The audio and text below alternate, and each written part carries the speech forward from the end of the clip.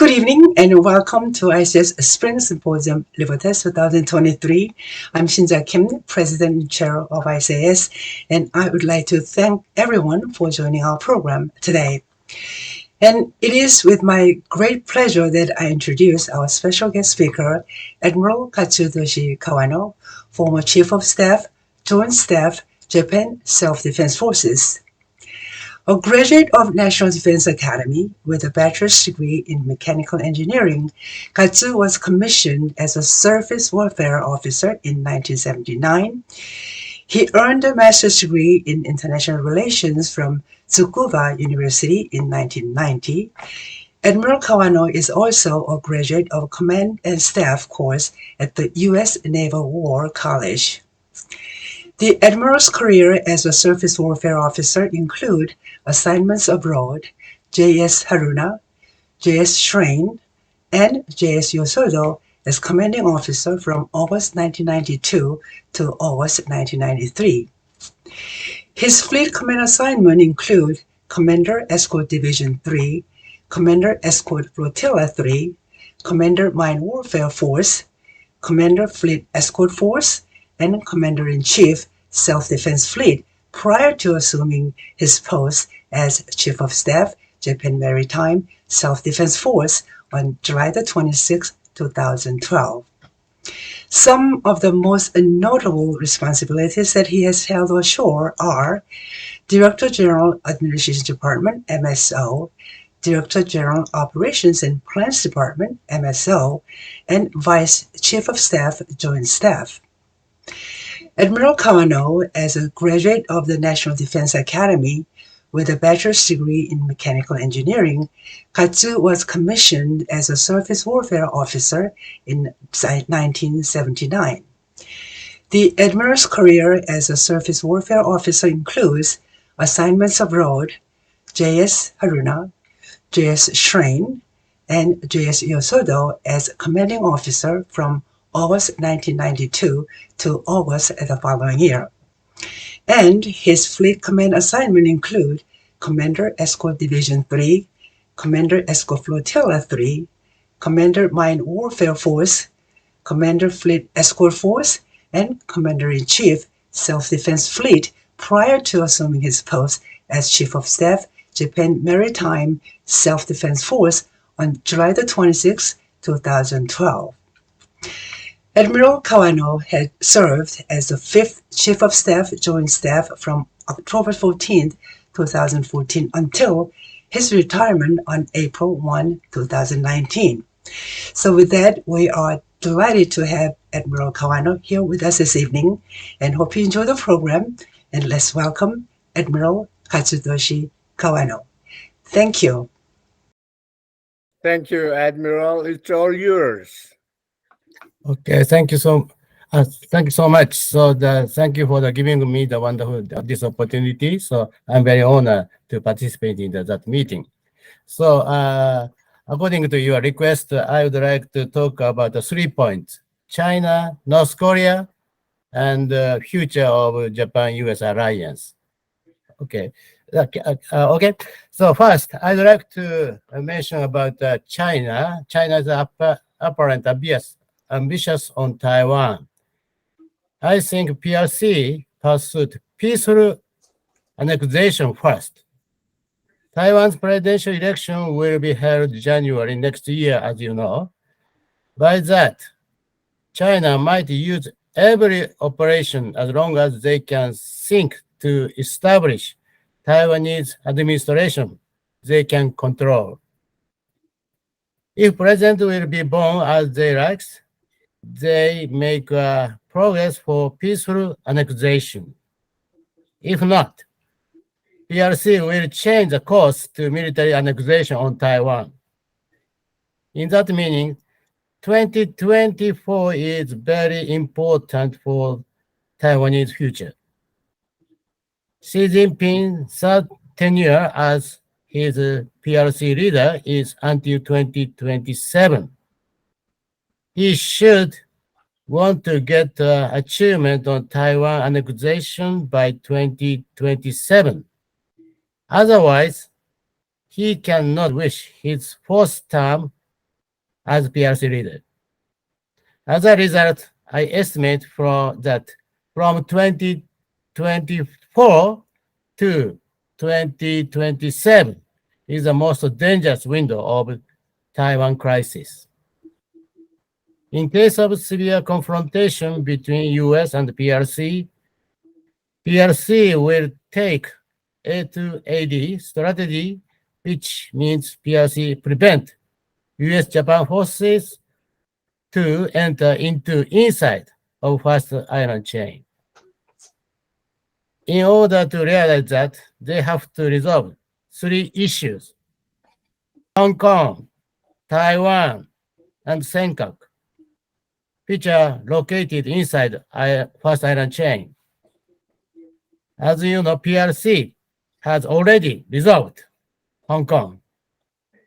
Taiwan and Senkaku are remained. Second, North Korea. As for North Korea, unfortunately, Ukraine war gave North Korea justifiability to have a nuclear weapons, including ICBM, ranging Washington, D.C. I have no idea North Korea will give up the nuclear weapons. Therefore, Japan has to consider our strategic position as the most dangerous thing, surrounded by China, Russia, and North Korea, with the nuclear weapons, as well as dictatorship countries. In addition, North Korea has no intention to have meeting with US until they will have ICBM reaching Washington, D.C. However, North Korea cannot help maintaining the status quo for a while because joint exercise between US and Korea, which is essential to deter North Korea's aggression to South Korea. President Yoon visited Japan to meet with Prime Minister Kishida yesterday. On this occasion, Japan-South Korea, as well as Japan-US-South Korea security relationship will deepen and tighten. That is indispensable to keep peace and stability in this region. Lastly, I would like to mention about the future direction of the Japan-US alliance. What is noteworthy is Japan's decision to acquire counter-strike capabilities. Although the word counter-strike is used, this means that for the first time, the self-defense forces has gained the ability to attack enemy territory. This is a big step, not only for the self-defense forces, but also in terms of Japan's post-war history. Until now, the self-defense forces, SDF, has focused on serving as a shield and left a role of sword to the US military. This is why the Japan-US alliance has been called a sword and shield relationship. But even if Japan faces the threat of missile attack and wants the US to attack the enemy base, there is no guarantee that the US would actually do so. With China's growing military threat, North Korea's nuclearization, and Russia's aggression in Ukraine, the current security environment is becoming ever more challenging. Expanding the role of the SDF is important in that it would help deepen and strengthen the US-Japan alliance. Whenever Japan exercises its counter-strike capability will naturally be part of joint Japan-US operations. Japan is acquiring long-range missiles, but that alone will not be sufficient. Japan's capabilities in obtaining information on targets and determining the effect of strike damage assessment are still not enough. Cross cooperation with the US forces will be key to Japan's success. In other words, Japan and the US must now work together to take on the role of both the sword and the shield. Japan has also decided to create a post of joint commander and joint headquarters, who would head a new joint command. Until now, whenever ballistic missiles were launched, remote islands needed to be defended, or large-scale disaster struck Japan, joint task force were formed, and commanders were appointed each time. Now that commanders and their staff can meet regularly to formulate joint operations, we should be able to achieve more efficient planning and effective operations. It should also be easier to work with the US forces, with clear counterpart in both parties. When I was Chief of Staff Joint Staff, Admiral Harris, who was then commander of US Pacific Command, told me, your counterpart, actually the chairman of the Joint Chief of Staff in Washington, D.C., and I don't have a true counterpart in the Japanese forces. Going forward, the joint commander will be the clear counterpart of the commander of the Indo-Pacific Command. And the Chief of Staff, Joint Staff, will be the counterpart of the chairman of the Joint Chief of Staff. Clarifying these roles would allow the Japanese forces and the US forces to work even more closely together. When Japan's defense budget was effectively set at 1% of GDP, we needed to prioritize frontal equipment that must be absolutely secured for defense, such as tanks, destroyers, submarines, and aircraft, and so on. We therefore did not have enough funds to invest ammunition, fuel, maintenance, repair, parts, etc., which would allow us to continue warfare. In this sense, the Japanese forces was unable to truly be in combat. The Japanese government intends to increase the defense budget to 43 trillion yen, or 2% of the GDP, by fiscal year 2027.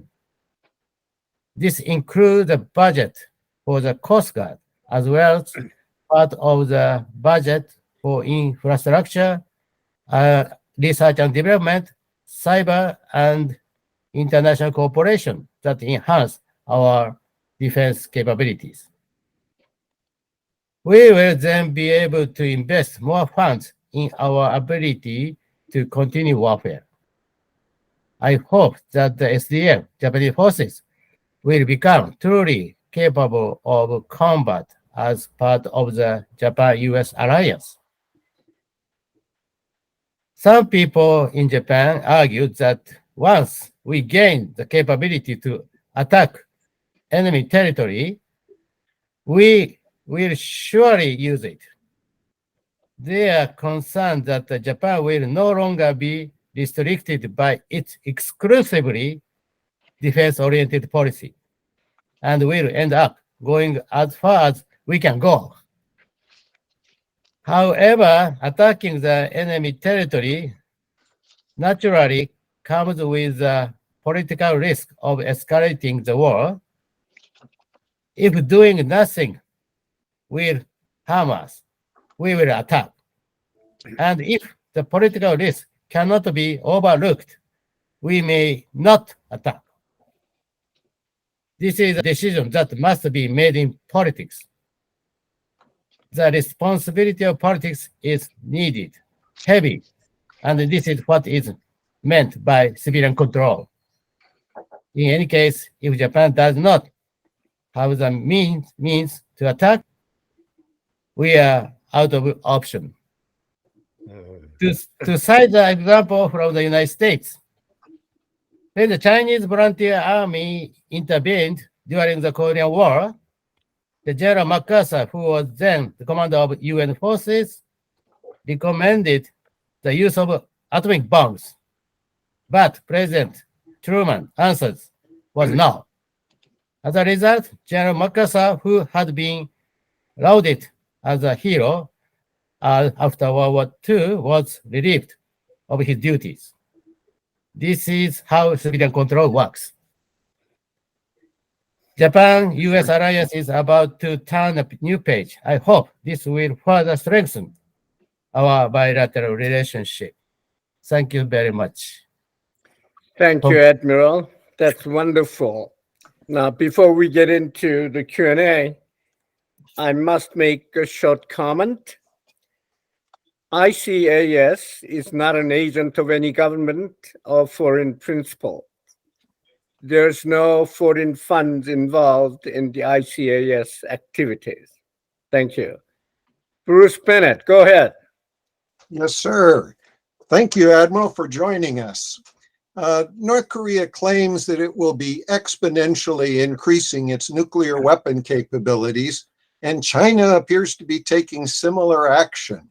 In what ways is the Japanese military recognizing these growing threats and adjusting its education plans and training so that its military personnel will understand the potential impact of nuclear weapons in a conflict and be prepared to defend Japan appropriately against these threats? Okay, so I'm sorry, I'm not good at the English speaking. My apologies. English. Okay, so and as you know, so Japanese government decided to the nuclear policy to keep the non-nuclear three principles: no obtain, no making, no introduction. So, but I'm very much concerned that the deterrence of nuclear deterrence is weakening in the world because of the Ukraine war examples. So the Russian with the nuclear weapons, so the threatened the Ukraine. Ukraine is which is a no nuclear country. So that is which means destroying the NPT regime. So Japan have to rethink the nuclear policy to deter the nuclear weapon to attack Japan. So my opinion, we are thinking about nuclear Japanese type nuclear weapon, Japanese type of the nuclear sharing with the United States. Okay, Bruce, do you have follow-up question? How are you educating your military personnel to understand the effects of nuclear weapons? Of course, yes. The Japan forces educate the Japan soldiers to deter nuclear weapons. Of course. Very good. Thank you. Tong Kim, go ahead. Okay, thank you, Admiral. I have two questions. Number one pertaining to Taiwan. In case China, mainland China, decide to militarily attack the Taiwan, would Japan and its self-defensive forces be able and should help the United States to involve in the defense of Taiwan? That's question number one. Number two, you just said Japan has no nuclear weapons, whereas North Korea has developing its nuclear capabilities every day. Now, should North Korea attack the South or Japan, for that matter, with the nuclear weapons, what Japan can do and how far Japan should go to retaliate or deter such an attack from North Korea? Can you do this without mobilizing self-defensive forces over to the Korean Peninsula? Is self-defense naval forces enough to cope with such a situation? Okay, so the first question is about the Taiwan crisis. So if Taiwan, the war between the China, if China invade the Taiwan militarily, so the which is give a big influence on Japan, of course. So if the war continued, Japan will have a big influence. Japan can conduct the operation to assist U.S. forces for logistics, providing fuels, providing waters, providing maintenance to the United States. After that, so if China attack to Japan, southwest island, and including that Okinawa, of course we will conduct defense operation against China, of course. The two cases we can conduct assistance operation to United States and conducting our defense operation. And North Korea, if North Korean attack to the South Korea with nuclear weapons, so almost similar cases to Taiwan. So if that North Korean attack will give us a big influence, so of our security, Japan can conduct assistance operation to United States. So same situation. Thank Do you you. understand? Very good. Now, Don Kirk out there. Yeah, Go ahead, Don. yeah, I'm here. I just wonder how confident you are. Maybe you've already touched on this, but how confident you are in President Biden's commitment, both to Japan and to Taiwan, and how confident are you of the effectiveness of GSOMIA, which President Yoon says is now back in effect? Okay, so as you know, the President Yoon visited Japan yesterday, so to have a meeting with Prime Minister Kishida. I hope. So on this occasion, through the occasion, I hope the GSOMIA between the Japan and South Korea will be activated. He said it would be activated, but how confident Yes. are you that it will really be acted upon? And also, how confident are you in President Biden's commitment to Japan, Taiwan, to the region? Will he really follow yes. on his promises? Yes, I think so. That's if Taiwan crisis happens, so the United States will help Taiwan. Okay. Yes, I'm sure. Okay. Yes. So because if the United States intervene and help if the United States will not help Taiwan, the United States presence and confidence is getting down in this area. Would Japan, despite Article 9, go to war for Taiwan with or without Yes. President? So, but yes, Biden? even though under Article 9, our Constitution, we can perform the collective self-defense force limited. So you think that Japan would wage a war for Taiwan, Yes. despite Yes. Article 9? Yes, despite Article 9. So because despite Article 9 allow us to conduct limited collective self-defense forces.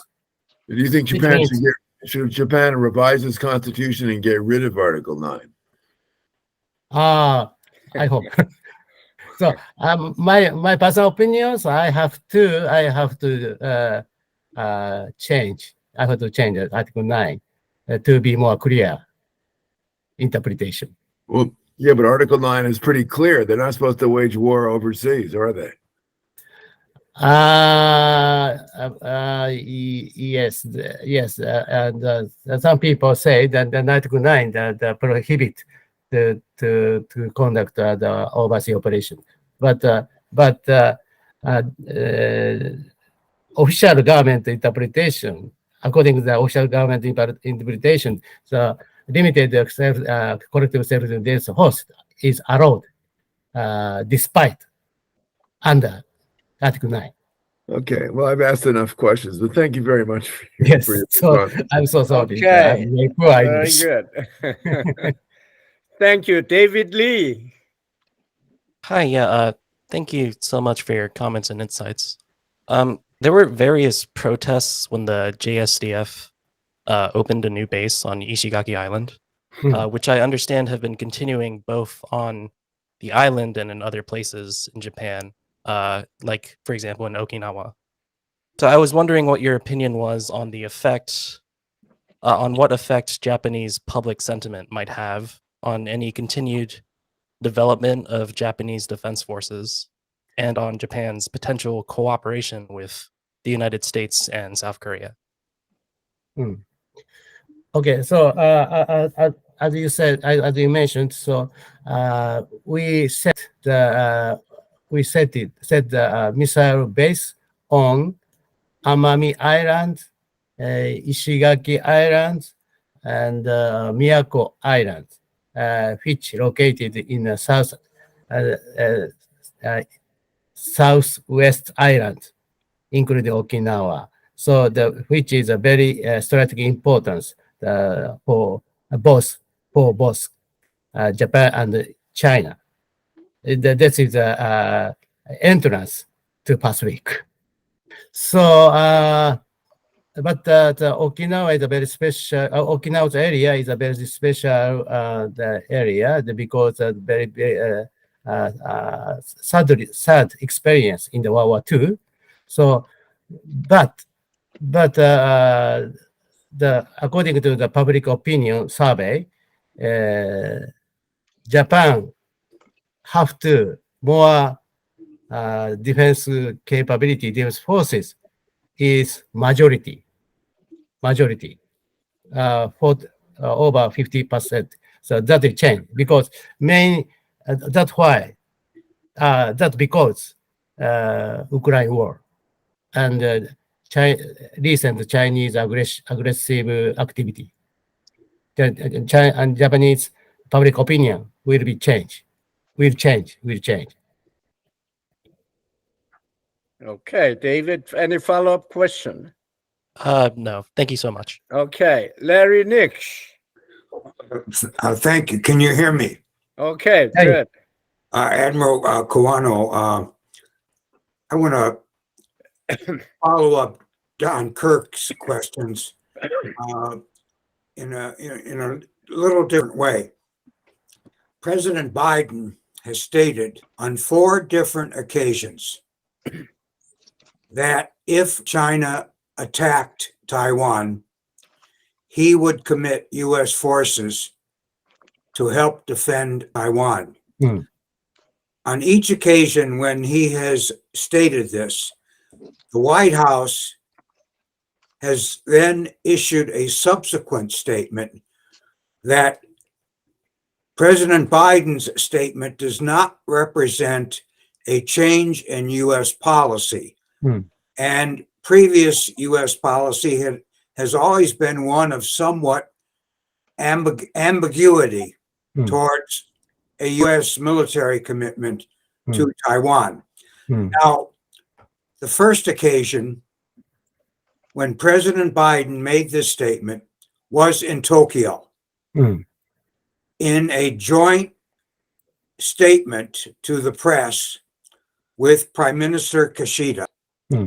When President Biden made this statement that he would commit U.S. forces to help defend Taiwan, Prime Minister Kishida was standing just a few steps away from President Biden. Given the occasion with Prime Minister Kishida, when President Biden made this statement, has it been the view of Japanese government leaders that President Biden's statement represented a commitment, a direct commitment to Japan to help defend Taiwan? And secondly, has President Biden's statement about committing U.S. forces to help defend Taiwan, has that statement influenced your government's decision to revise your defense policy in the ways that you have described to us tonight in such a major way? I call it moving away from Article 9, to paraphrase what Don alluded to with Article 9. But your defense policy changes are significant, very important and significant. Has President Biden's statement to help defend Taiwan influenced your government to move towards a much stronger defense policy, which your government officials have now enunciated? So first of all, do your government leaders consider President Biden's statement on Taiwan to represent a commitment, a commitment by President Biden to Japan to help defend Taiwan? Okay. Yes.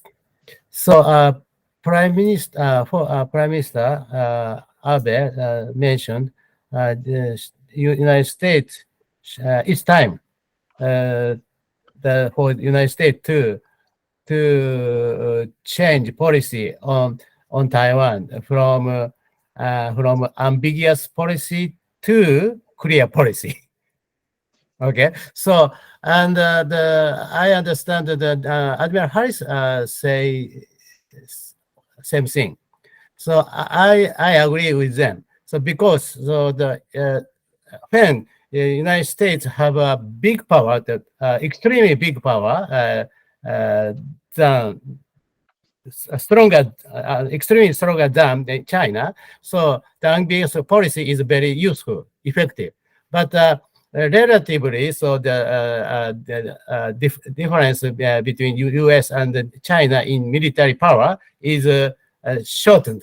So the clear policy on Taiwan is more effective than ambiguous policy in this time, I think. So the President Biden, so the committee, the Taiwan security clearly. So my understanding is that so President Biden's intention is China should not be misunderstood because United States doesn't so military intervene to the Ukraine. So China probably misunderstanding in case of the Taiwan, the United States will not intervene. So the President Biden's statement is to make China not make China not to misunderstand to the United States intention. Understand? So, Or did President Biden's statements on Taiwan influence your government to make these major changes in Japanese defense policy? Maybe I think so. So so the Japanese government including me, so believe if the Taiwan crisis happens, the United States help Taiwan. So the President Biden's statement give no influence on Japan because Japan believe the United States activity on Taiwan when Taiwan crisis happened. Thank you. Masa Ota. Hello. Masa, go ahead. Yes. Can you hear me? Okay, good. Yeah, thank you very much. Kawano-san, 朝から大変早い中ありがとうございます。Thank you very much for waking up such early in the morning. And yeah, it's very early here in Tokyo. Good morning and good evening. My question is regarding Kawano-san, you mentioned the Japanese type of the nuclear sharing. So could you elaborate what's the meaning of the, Japanese type of nuclear sharing? You try to say maybe some nuclear weapons to be stationed in the Guam and at the time of the emergency, and the nuclear weapon will be coming to Japan and cooperate with SDF. Such a type of style you are envisioning. And also, second question is also regarding the extended deterrence. Would be possible in the future trilateral cooperation among the US, Japan, South Korea to, create the type of the nuclear deterrence policy among the three nations? What kind of a consultation do we need? Maybe we have a bilateral EDD, South Korea, Japan, and South Korea, US, and also Japan and the US. So maybe trilateral extended deterrence dialogue could be, possible in the future. That's my questions. Thank you very much, Kawano-san. Arigatou gozaimasu. Okay, so yes. The nuclear Japanese type of the nuclear sharing means that my understanding in the future, so United States government request Japan to deploy the mid-range missile with nuclear warhead in Japan. So I think Japan should accept the U.S. request to deploy a nuclear middle-range missile in Japan. At that time, then Japan submit the condition to accept the missile. So the condition is Japan request the United States to share the making decision to whether launch or not. So intervene in making decision process. So which is Japanese condition to accept the middle-range missiles. That is a new Japanese new type of nuclear sharing. I mean, 太田さんわかります今。大丈夫です。わかりましたね。大丈夫です。要するに中距離ミサイルを導入するときに日本にも意思決定に介入させるのを条件すべきだということです。Hi. I think what he wanted to emphasize that it's a requirement for US to deploy, nuclear weapons into Japan. It's Japan has to have a veto, at the time of the launch of these nuclear weapons. That's his, Mr. Kawano's condition, Kawano's requirement for U.S. to deploy nuclear weapons into Japanese territory. Sorry. for US to deploy nuclear weapons into Japanese. Thank you. Regarding the nuclear deterrence, I don't think the trilateral framework, Japan, US, and North South Korea is not in my idea.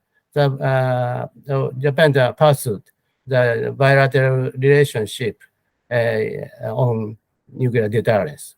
I have no idea to cooperate with South Korea on nuclear deterrence.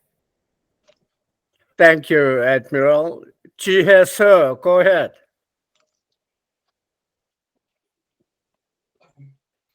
Hi, Dr. Kim. I'm sorry. Let me just get set up right now. Go ahead. Is my camera working? Go ahead.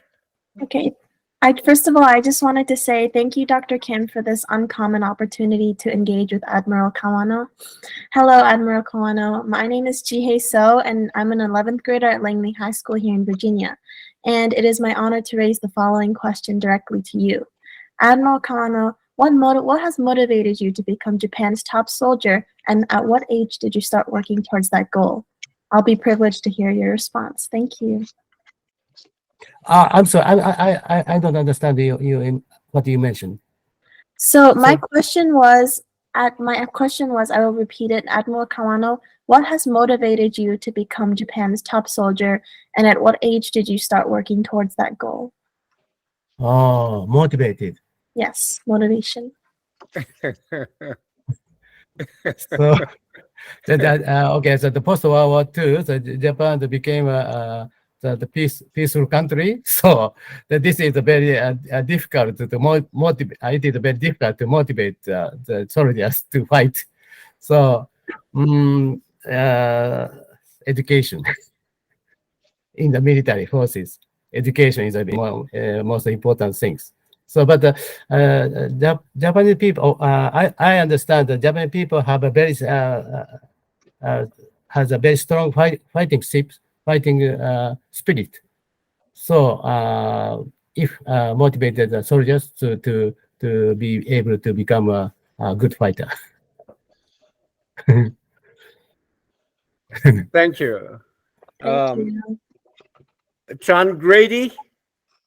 John Grady, go ahead. Yes, I'm here. Can you hear me? Okay, good. Go ahead, John.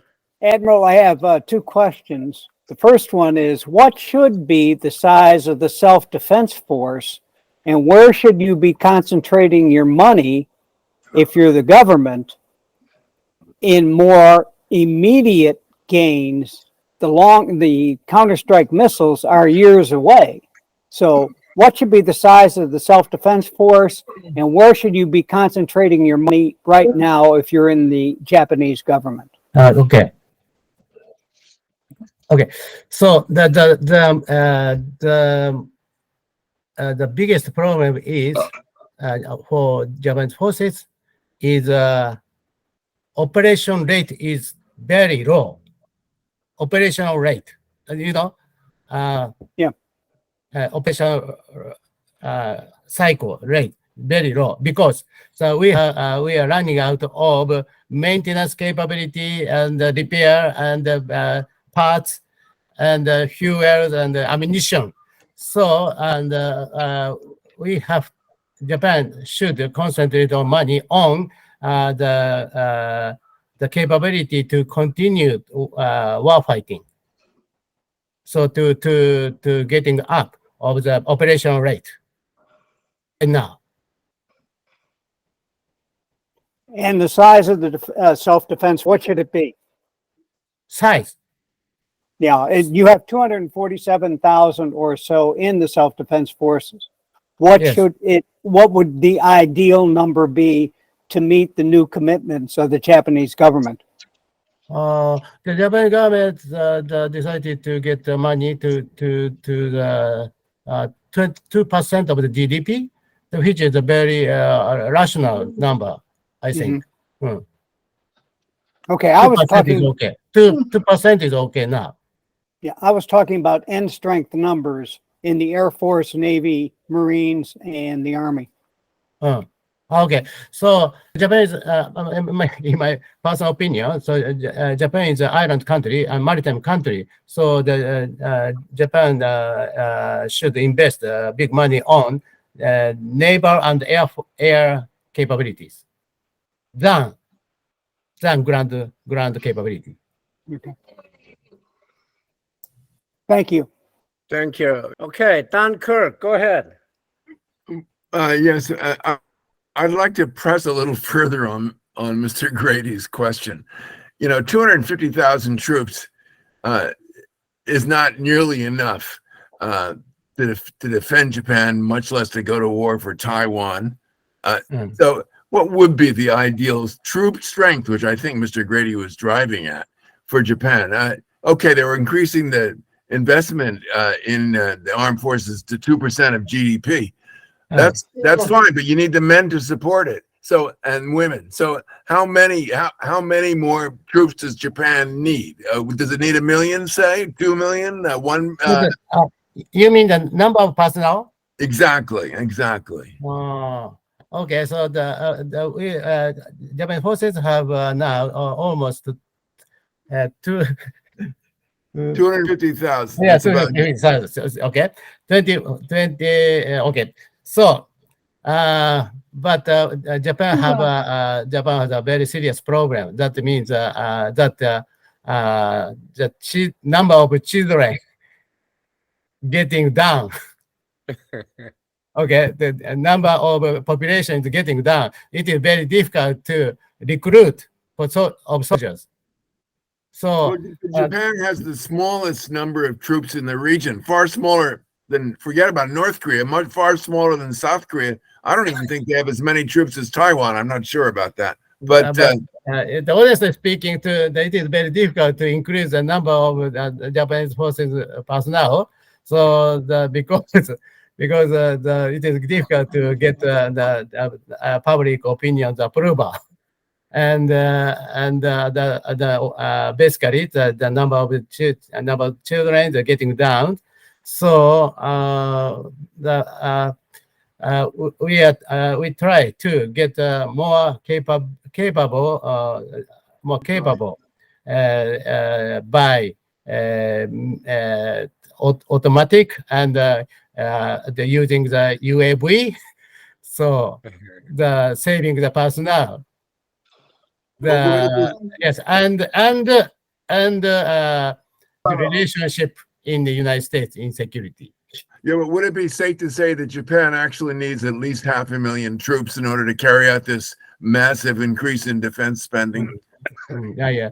So but I think so. Japan have to make more capable reserve system, which is now very poor reserve system. So have to activate make the reserve system activation more effective. Thank you. Very good. Larry Smirrin. Larry, go ahead. Well, I'm not sure what the position would be in regard to, I'm thinking of the South China Sea and the 9-dash line area. How far can Japan commit to be part of, let's say, the American, Australian, British, the AUKUS defense? How far can they spread their net in joining in with a mutual defense pact? Okay, so you mentioned here? Yes, the South China Sea issue, right? Yes. Okay, so the AUKUS, Australia, US, UK, which AUKUS very much contribute to the security, to keep security in South China Sea, because my understanding, if Australia have a nuclear submarines, the submarine join the submarine operation in the South China Sea with US and UK. So the South China Sea will be covered by AUKUS framework. So the Japan should focus on the East China Sea operation. So with East China Sea, the United States, United States. So, Japan have not so many role to secure in South China Sea. I think. Very good. Very good. Nobusuke, are you there? Takamizawa-san. Yes, I'm here and I'm listening to the discussion.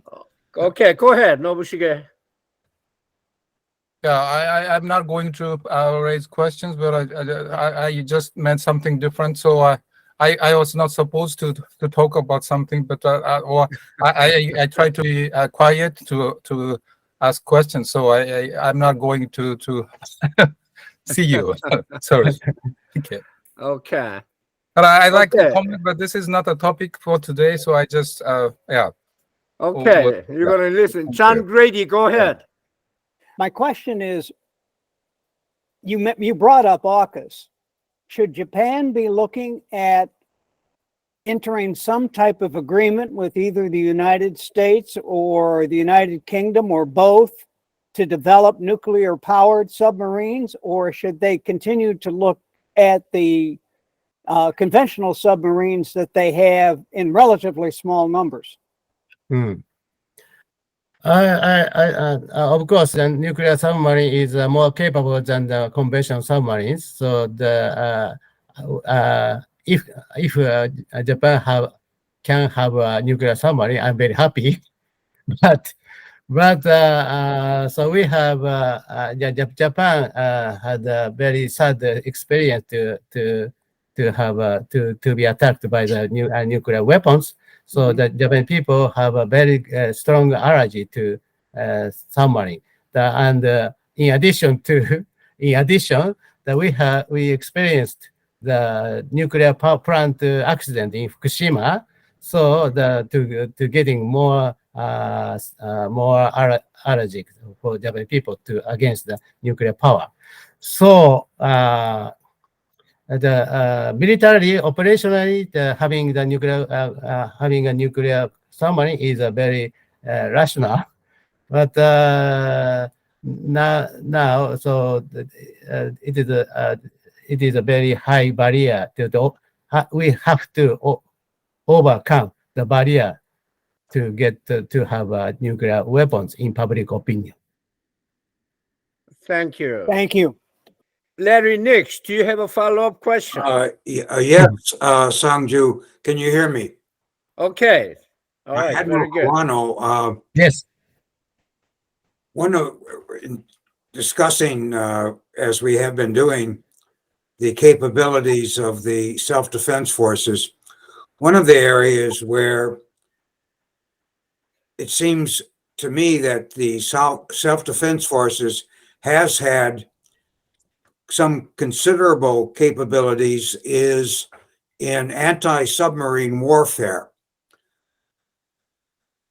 So with regard to the Chinese threat to Taiwan, are China's submarine forces a major part of the Chinese military threat to Taiwan? And would this be an area where a Japanese participation in the defense of Taiwan would perhaps be most important, at least in the initial stages? Japanese anti-submarine capabilities against Chinese submarine forces. How much of a threat are Chinese submarine forces to Taiwan? Okay, so and if the Taiwan war, Taiwan invasion from China is happened, so the Japan can, as you know, Japan have a very high capability of anti-submarine warfare. So I can, I will able to be to contribute to Taiwan, the Taiwan peace by anti-submarine warfare capability. So, so the sea area around Taiwan is a very shallow water. So it is very difficult to conduct the submarine operation around Taiwan. So, but if China invade Taiwan by submarine, using submarine, the Japan can prevent Chinese submarine aggression to Taiwan. So, what about a Chinese submarine threat to Guam? To Guam. Could Japan have a role in anti-submarine defenses? Yes, of course. So we can contribute to the security of Guam by anti-submarine warfare capability of Japan. Of course. Very good. Tong, do you have a follow-up question? Yes, I do. I'm going Go ahead. to change the course of discussion here. I recall framers of the Japanese Constitution, Article 9, were really proud of themselves after they were told by MacArthur that, of course, MacArthur did not want Japan to be able to wage another war whatsoever.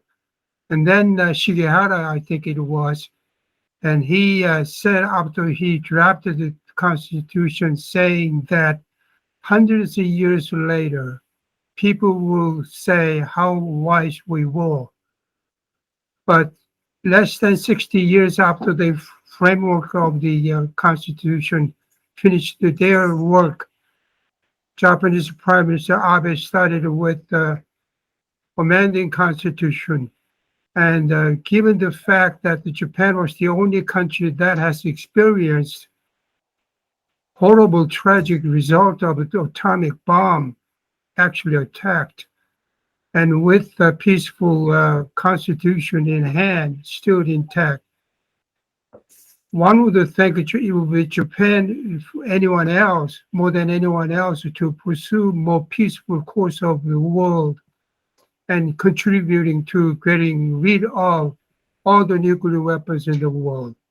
And in that regard connection, I'd like to ask you a rhetorical question. That is, I don't know whether you have an answer or not. That is, can Japan do anything that can tone down, mitigate the rising tendency of rising tensions in the region and contribute more to the peaceful course of action to bring about the peaceful state of security in the region?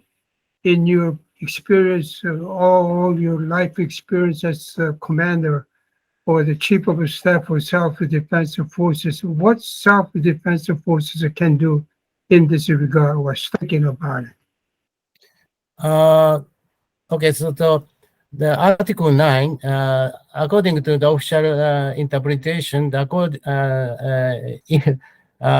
even the Article 9 permit Japan to conduct the defense operation, self-defense operation, this self-defense war, which is constitutional.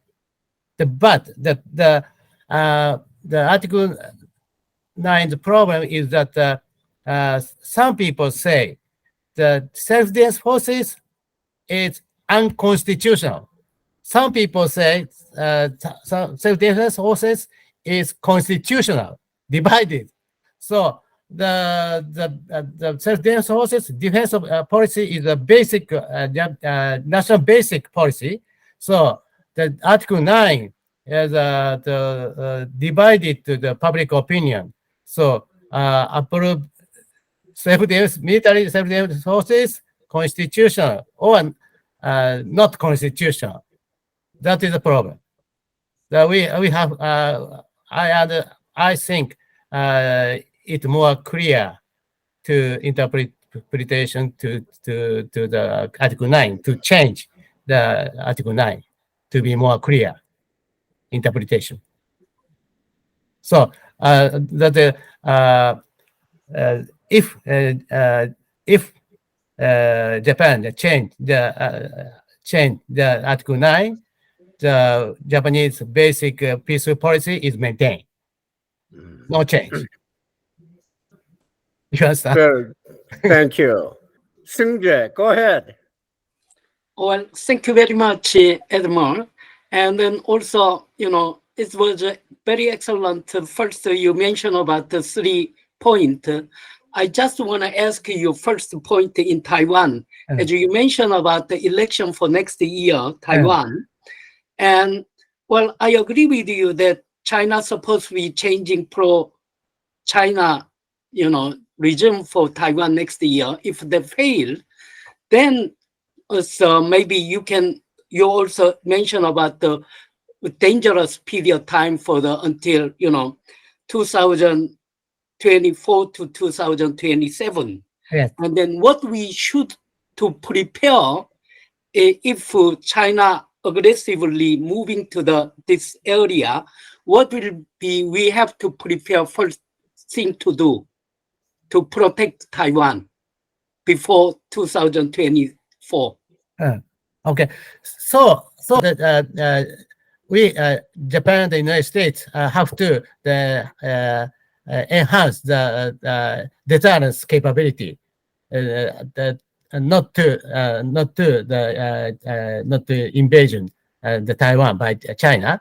So the Japanese government decided to increase the defense budget to the 2% of GDP. So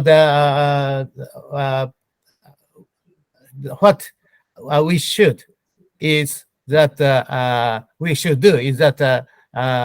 enhancing the deterrence capabilities with the United States.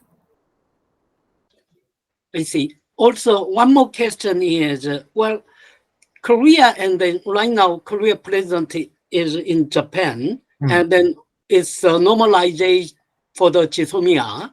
But unfortunately, we don't have a kind of Jisomia with Taiwan. So is there a way we can coordinate Korea, Japan, and Taiwan and US? Like yes, what is your yes. In personal opinion, so that we should share the information with Taiwan. So the air information. So, but we have no official diplomatic relationship with Taiwan.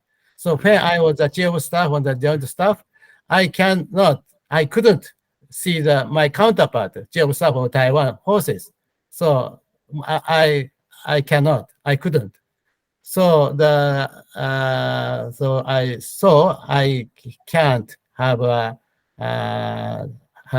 relationship, security relationship with Taiwan officially. Do you think do we need a kind of Jisomia with Taiwan? Maybe impossible because we have no diplomatic relationship, official relationship with Taiwan. But if China invade Taiwan, which affect the very strong influence on Japan, so the story changed. So we have to defend Japan. So to use military power against China. Thank you. Very good. Don Kirk, go ahead. Well, sir, speaking of mutual defense, is it possible that Japan and South Korea could stage joint military exercises? I know they've done naval and maybe air exercises, but can they do anything on the ground together, or would that be really impossible considering the long legacy? And do you anticipate increased Japanese South Korean military cooperation beyond intelligence sharing and beyond the occasional participation in a naval exercise? Oh yeah, and so the before we have a very good security relationship with South Korea. The Japan South Korea's naval joint exercise was done before. So, but the previous President Moon Jae-in administration don't like Japan. Okay, but what Like about, Japan. what about exercising on the ground troops? What ground about troops. Japanese troops on the ground in South Korea with South Korean troops? Will that ever happen? Yes, yes. I think the the army joint exercise is good, but probably South Korea don't like it. Don't like it. Okay, Bruce Bennett, go ahead. I've read a lot about the counterstrike capability. The Tomahawk missiles that Japan wants to acquire, will many of them be put on surface ships and submarines? Okay, so Japan plan to buy the 400 Tomahawks. 400 Tomahawks. So it's very good. So, but maybe launching by ship, by submarine, I think. Yeah, maybe. So now I'm out of government. Okay, Bruce, go ahead. Any follow-up? No, that was the question I was interested in. Okay, very good. Tong, any follow-on? No, I think Amber was getting tired. He didn't answer my question before. But I did say, though, that he may not have answered to my rhetorical question anyway. So that's okay. But if I to remind him what my question was, what Japan really can do to contribute to build a world without the nuclear weapons. Obama said he was going to do that, and he didn't do it. And Japanese, certainly certain institutions in Hiroshima are committed to this. But Japan, as a government, as a country, is not doing very much in this regard. The ultimate purpose of NPTs are also non-nuclear, not just proliferation, but also getting rid of all the nuclear weapons in the world. And my question was, mindful of stark reality of a security threats from everywhere nowadays, you will have to maintain self-defense capability and deterrent measures and what have you. But at the same time, you got to stop and think, is there only thing we should do? Or is there something we can do to mitigate the heightening of tensions, making the world safer? The situation is even more livable and less dangerous. These are kind of stuff, and that was the question I asked Admiral, whether he has any idea what Japanese self-defensive forces can contribute to this effort. As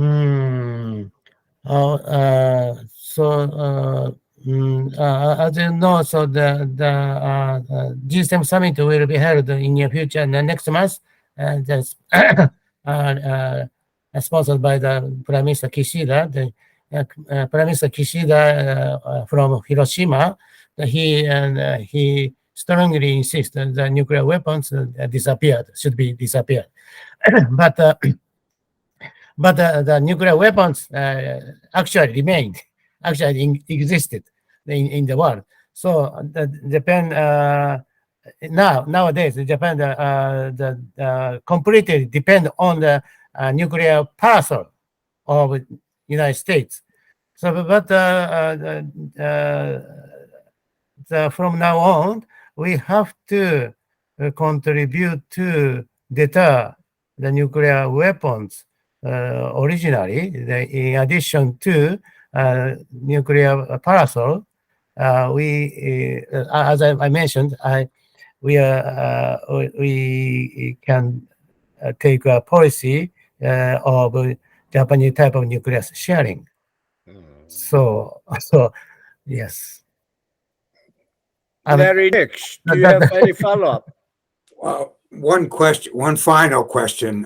Yes. Admiral. One of the defense policy changes that I have read about is the plan for the U.S. Marines to move some elements of the U.S. Marines on Okinawa further south into the Ryukyus, to the southernmost Ryukyu Islands, which, as you know, are much closer to Taiwan. Can you tell us a little bit about this? How many of the U.S. Marines will be moving southward into the Ryukyus, and what do you believe is the objective of moving the Marines into the very southernmost of the Ryukyus? I understand that the southernmost island of the Ryukyus, on a clear day, you can see Taiwan from that island. Okay, so the southwest island chain, so the Yonakunijima, the most western part of Japan, the distance between that island and Taiwan is 100 kilometers, very close. So I understand that the U.S. Marine Corps policy was changed to make a coastal regiment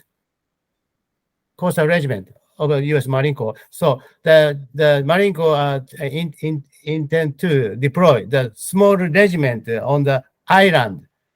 So the cross working with the Japanese ground safety force, as I said. So we established the missile bases on Ishigaki Island, Miyako Island, Amami Island. So I expect the more close relationship between the U.S. Marine Corps and the Japanese ground safety force on the island to work together to conduct a joint operation against the Chinese ship on the East China Sea. Would I be right in assuming this is part of a deterrence strategy towards China too? Say again, please. That this is part of our strategy to deter China from threatening Taiwan? Yes, that's right. Sinja, do you have any follow-on question? Yes. How you can evaluate about the North Korea Navy capability and ability? Yes, I think the North Korean Navy is a very small and weak, but so the North Korean government plan to have a nuclear submarine to launch the SLBM. So if North Korea have a nuclear submarine, the North Korean Navy is getting big and strong. But I don't think North Korea can have a nuclear submarine in the future. The nuclear submarine, even if in Australian cases, Australia need cooperation from UK and the United States to make a nuclear submarine. So, which means making a nuclear submarine, building a nuclear submarine is a very complicated, very difficult, and needs a very high technology. So I don't think the North Korea has that capability. Very good. Don, go ahead. You didn't think that South Korea would welcome Japanese troops in South Korea, even on military exercises, but Japanese troops also and American troops also don't seem to be all that welcome in Okinawa. Will it be possible to complete the Henoko base, and will it be possible for Japan to overcome this political and social sentiment against Japanese and American forces in the former Manchu Kingdom, which where a sense of old time nationalism still exists and still accounts for this opposition to the U.S. and Japanese military presence. So, what can Japan overcome all this and complete the Henoko base and do what it wants in Okinawa? I hope the overcoming the Henoko base. So the Japanese government try to do the best to move to the move from Futenma to Henoko bases. So, but basically, in Japan, the local government power is very strong. So the governor of Okinawa is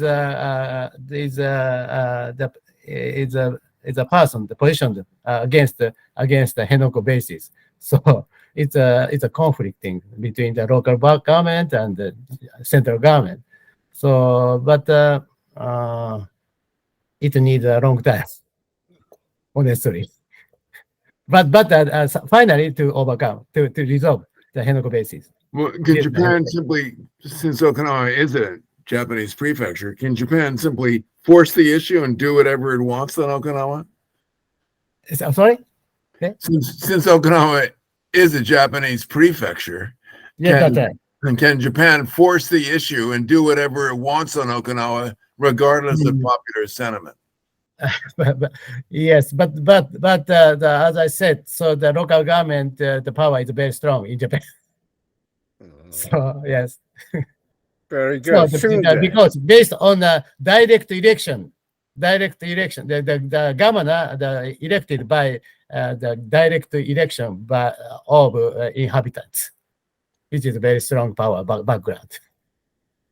Very good. Singer. Yeah. Yes. Well, how you can recommend to U.S., Korea, and other people, so strategy how to deal with China. So as you mentioned about the point, what is your recommendation to the Korea and the U.S. To dealing with China? So I think that Korea standpoint, it's not clear to China. I felt that China is a threat, but that I don't know. I don't know what China, North Korea evaluate China as a threat or not. So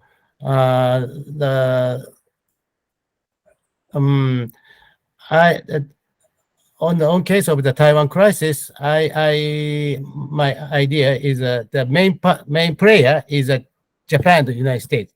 I don't think North Korea, South Korea is the main player. So because of the difference of the threat feeling against China between South Korea and China, South Korea and Japan. Okay, Grace Kang, go ahead. Hi, this is a totally different topic.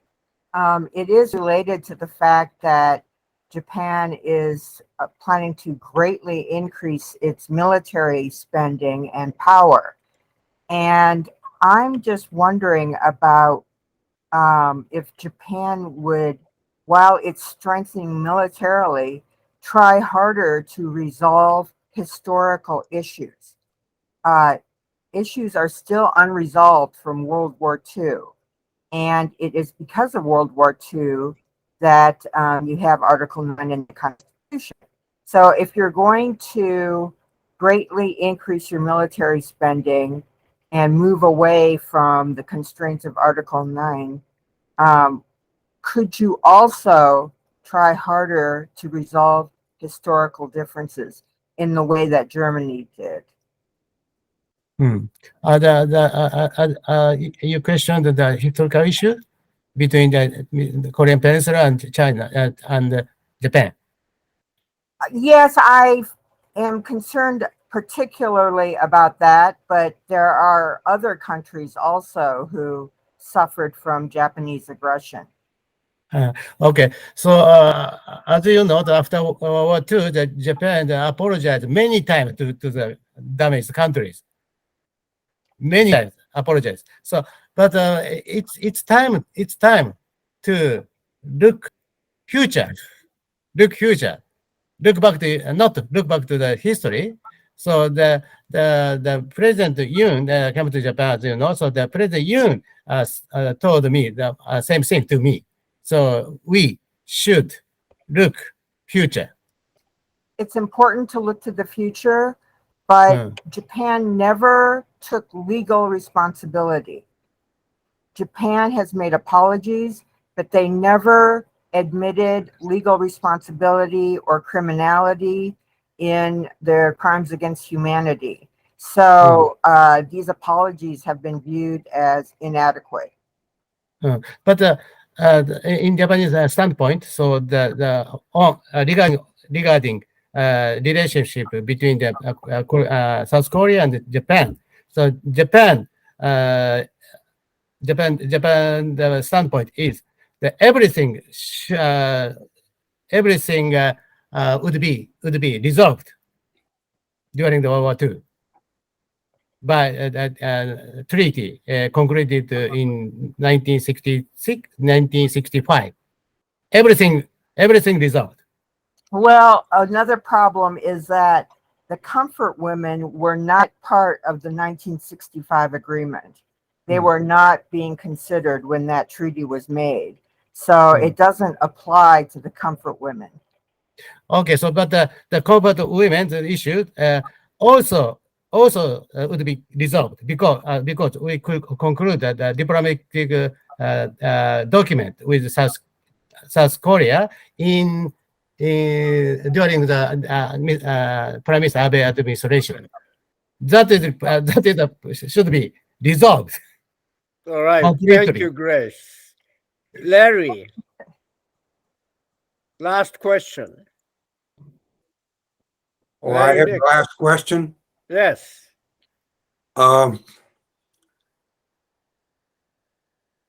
Your sense, Admiral Kawano, of China's intentions. Xi Jinping is going to be visiting Moscow shortly. And the issue has been raised, will China supply Russia with badly needed lethal military equipment? Russia's artillery ammunition stockpiles have been badly depleted because of this intense artillery trench warfare fighting in the Donbass in Ukraine. And the Russians very much want China to supply significant artillery shells for the Russian military forces. Now, in terms of reading China's intentions towards its neighbors in Asia, if China agrees to start supplying Russia with these lethal weapons, would that indicate that China in the future will pursue a more aggressive policy towards its Asian neighbors? Or conversely, if China refuses to supply Russia with these lethal artillery shells. Would this indicate that Xi Jinping is perhaps moderating his stated intentions to bring Taiwan soon under Chinese control, that he may be having second thoughts about using military force against Taiwan? How important is this visit and this issue of China, whether China would supply lethal military aid to Russia or not? How important is that issue for the future of Chinese policy? Yes, and I have no testimony. I have no proof to for China give the lethal weapon to Russia. But so if China the present the lethal weapon to Russia, the China getting into the very severe position in the world. So the Chinese position is